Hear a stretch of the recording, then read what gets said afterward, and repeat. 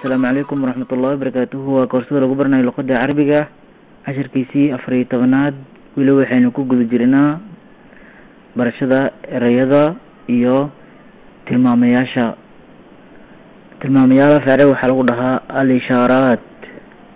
wili waxaynu kaga sii jirnaa al-ishaara qariiba oo laga wado tilmaan dhow. هذه تنوى مكوات فارو. هذه تنوى مكوات فارو. هذه تنوى ظرفة بشقد. هذه تنوى ظرفة.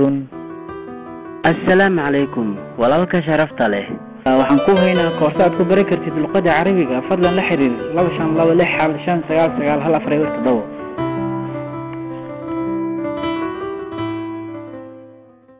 Buyurun İbrahim Bey.